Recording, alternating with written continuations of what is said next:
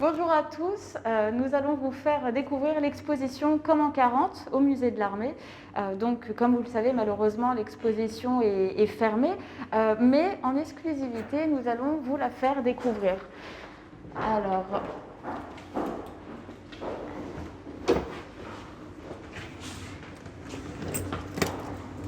on l'ouvre spécialement pour vous.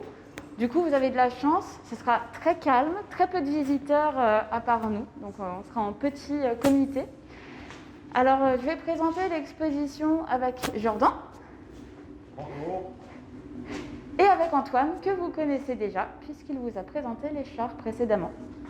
Donc nous commençons l'exposition avec Marc Bloch, l'historien.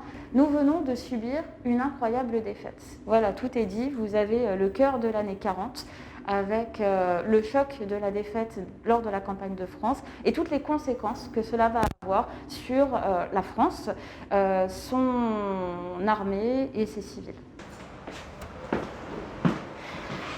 Alors pour ceux qui connaissent un peu nos salles et pour ceux qui ne les connaissent pas, nos expositions sont divisées en deux espaces. Donc une première salle ici où nous allons traiter du premier semestre de l'année 40 et une deuxième salle de l'autre côté avec les conséquences de la signature des armistices sur le pays. Donc une petite introduction sur les années 1933-1939, de l'arrivée d'Hitler au pouvoir jusqu'à la déclaration de guerre à l'Allemagne. Et un objet qui est vraiment intéressant. Alors juste au passage, vous voyez qu'on a fermé les livres qui nous ont été prêtés pour des raisons de conservation, comme l'exposition est fermée. Voilà, nous les fermons pour les préserver le plus possible.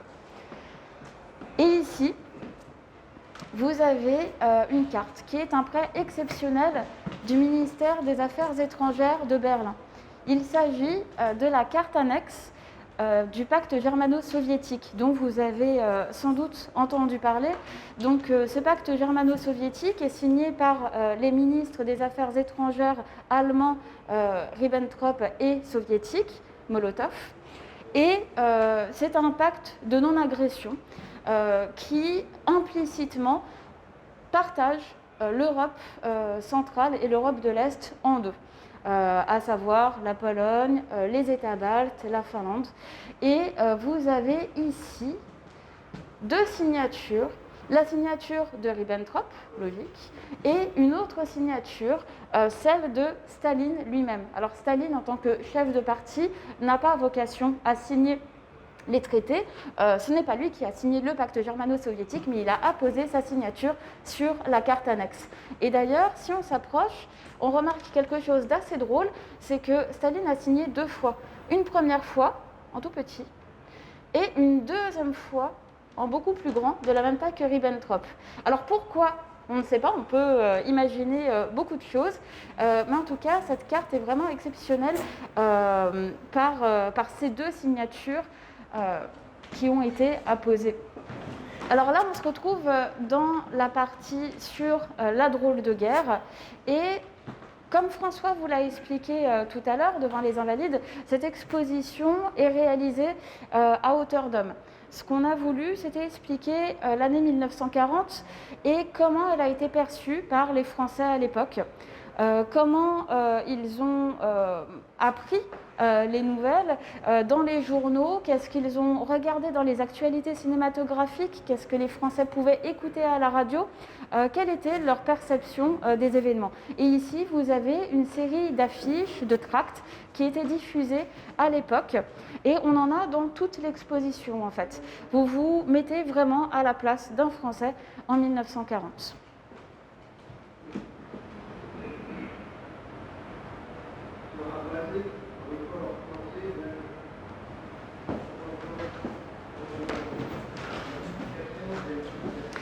Et l'archive audiovisuelle a une place importante dans cette exposition. Vous pouvez y voir ces images de la drôle de guerre et un peu plus loin de la campagne de France. Voilà, pour assister d'une certaine manière les soldats à cette époque. Là, vous les voyez sur la ligne Maginot. Donc des images qui permettent vraiment une immersion du visiteur dans l'exposition.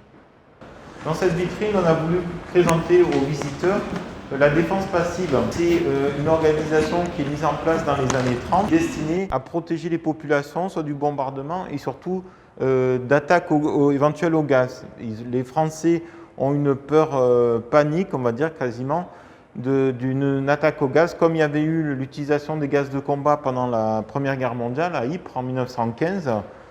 Donc toutes les nations européennes notamment vont s'équiper en masque à gaz et dans les années 30, on va équiper aussi les populations au cas où il y aurait des bombardements au gaz ou des bombardements classiques. Donc il y a généralement un chef d'îlot qui protège un secteur, une population, et on a quelques éléments de masques à gaz distribués aux Français. On en a notamment un qui est dans une petite sacoche. C'est un peu plus chic pour les femmes parce que c'est plutôt pas très esthétique dans sa version toute métallique. Et on a aussi cette curieuse sorte de baignoire qui est un appareil de protection pour les enfants en bas âge de moins de 3 ans. Il faut imaginer l'enfant qui est enfermé dans cette petite baignoire et dont le parent, la mère ou le père viendrait actionner le système pour alimenter l'enfant en air. Un petit mot sur la scénographie de l'exposition. Donc, pour chaque exposition, nous faisons appel à une agence de scénographie qui nous crée une scénographie vraiment sur mesure par rapport au sujet traité. Donc là, c'est l'agence Je Formule qui nous a proposé cette mise en scène. Nous, ce qu'on voulait, c'était jouer avec le temps, du temps très long au temps très court. Vous l'avez vu, on a commencé avec les années 33-39, donc 6 années décrites, expliquées très rapidement. Ensuite, une drôle de guerre qui dure plusieurs mois. Et enfin, une campagne de France qui joue le rôle de la France en quelques semaines seulement. Et qui s'avère et qui finit avec une défaite contre l'armée allemande. Et ensuite, nous aurons un couloir de retour. Voilà, un couloir de retour qui dure en fait quelques jours seulement, avec, à partir de la défaite, les discours politiques qui vont marquer les Français. Le dernier discours de Paul Reynaud, le discours de Pétain, le discours de Churchill du 18 juin et celui de Charles de Gaulle avant la signature des armistices. Voilà, donc un temps assez saccadé qui est matérialisé par ces voiles qui vont scander l'exposition et sur le côté une timeline photographique, donc l'avancée du temps en photographie.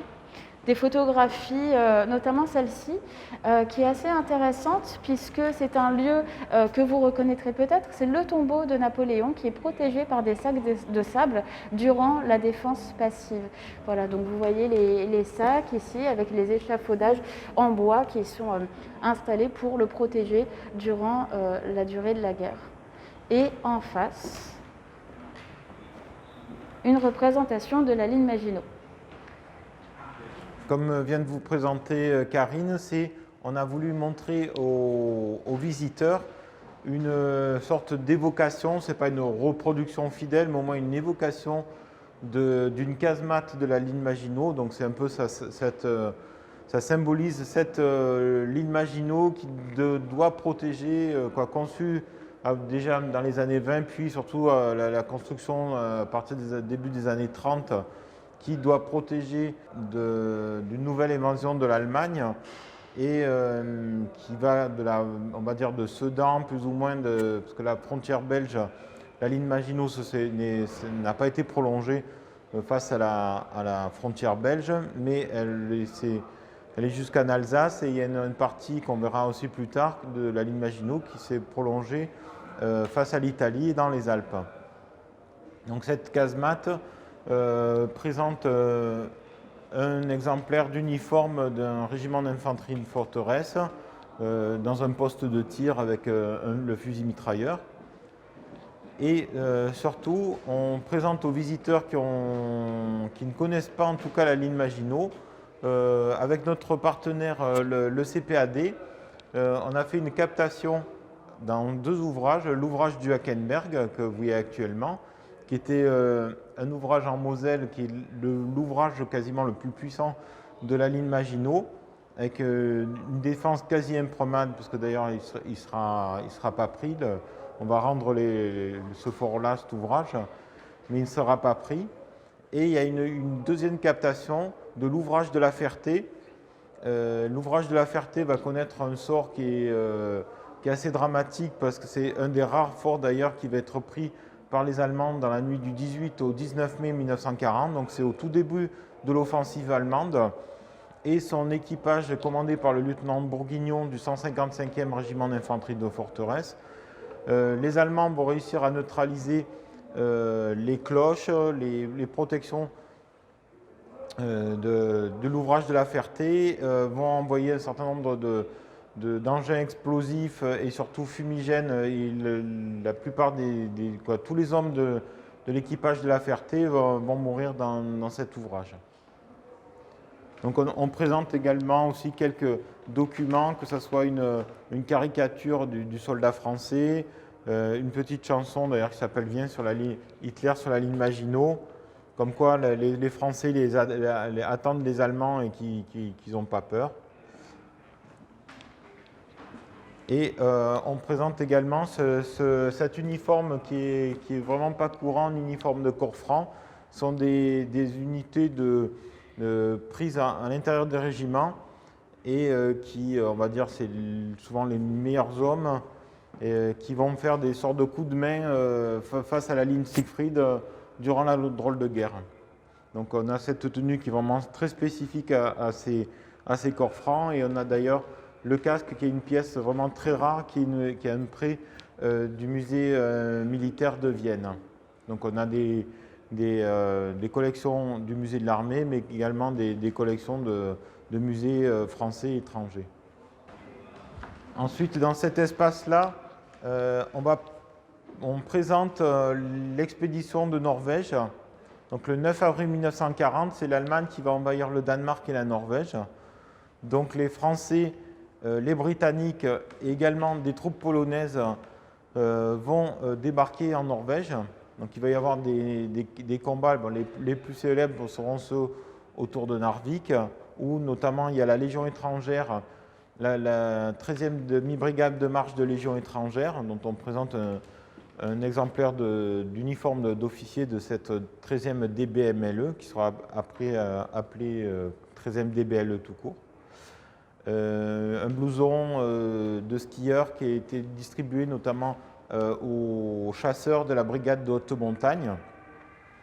Et face aux chasseurs alpins français, notamment il y a les troupes de montagne allemandes, avec cet uniforme qui est une collection particulière, ce qu'on appelle Gebirgsjäger, c'est les divisions de montagne. Donc c'est vraiment des combats sous la neige la plupart du temps et en montagne. Et dans cette vitrine-là, c'est pour montrer la partie navale, parce que il faut transporter les troupes, que ce soit les troupes françaises, donc britanniques, avec la casquette qui est un prêt du musée de la Légion étrangère d'Aubagne, qui est la casquette de l'amiral Cunningham, qui commandait les navires de la Royal Navy. Et ensuite, un uniforme de la Kriegsmarine, donc la marine de guerre allemande, qui a participé à ces expéditions. Et une pièce vraiment exceptionnelle, ça paraît tout simple, qui est le bonnet de police qui est juste en dessous du capitaine-lieutenant Günther Prien, qui est célèbre parce qu'il commandait le U-47. C'était un sous-marin allemand qui, le 14 octobre 1939, avait fait une incursion dans la rade de Scapa Flow où il y avait la Royal Navy, et détruit notamment le HMS Royal Oak, donc Chienne Royale. Et il va être d'ailleurs décoré par Hitler d'être fait chevalier de la Croix de Fer.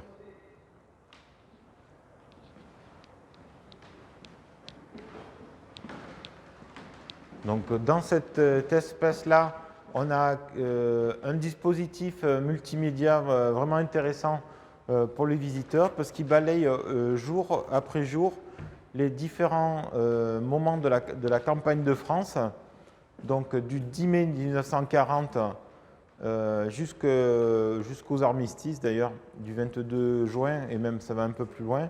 Donc là on est déjà au 18 juin, donc on a vu très rapidement le passage du général de Gaulle de Bordeaux en Angleterre. Donc on voit effectivement la présence et l'appel du 18 juin. Et donc on voit notamment les différentes armées, les petits chars qui représentent des divisions blindées allemandes, avec la signature du 22 juin, que Karine vous présentera plus en détail tout à l'heure. Et ensuite, il y a toute la progression des troupes allemandes qui vont aller jusqu'à Bordeaux et ensuite jusqu'à Hendaye. Donc c'est un dispositif qui va être d'ailleurs, pour ceux qui malheureusement ne peuvent pas le voir, sera repris dans nos salles d'exposition permanentes. Donc dans cet espace-là, on montre d'ailleurs dans cette vitrine un uniforme de l'armée belge et un casque de l'armée néerlandaise, pour montrer que c'est les premiers, le 10 mai 1940, à recevoir le choc de l'armée allemande. Et notamment, on a aussi un fanion du 11e régiment de Zouaves, et qui va être engagé et combattre en Belgique. Ça fait partie des troupes engagées en Belgique. Donc dans ce premier espace et ce début de la campagne de France, on a voulu commencer par montrer le commandement, que ce soit des commandants en chef, notamment avec l'uniforme du général Georges qui commande les armées du Nord-Est, et notamment le képi et le stick du général Weygand qui, dès le 17 mai 1940, va remplacer le général Gamelin. Et ensuite, pour montrer, on a fait une sorte de face-à-face entre un officier d'un régiment d'infanterie, c'est l'infanterie métropolitaine, c'est le gros de l'armée française en 1940. Donc c'est un capitaine, le capitaine Guiffret du 152e régiment d'infanterie, donc les Diables Rouges de Colmar. Donc avec une tenue, on va dire, plutôt classique de l'uniforme d'officier français. Et là, vous avez son équivalent en uniforme allemand. Donc un officier Hauptmann, donc c'est un capitaine d'officier d'infanterie, avec la tenue que les Français vont voir pendant 4 ans sous l'occupation, avec ce qu'on appelle la tenue Felgros, en tenue de campagne. Donc là, ce qu'on a souhaité faire dans cet espace-là, et Antoine vous présentera les autres uniformes, c'est présenter sous différentes vues l'armée allemande le long de ce couloir, et face au mur, ce sera toutes les troupes françaises et alliées à la France, notamment les Britanniques.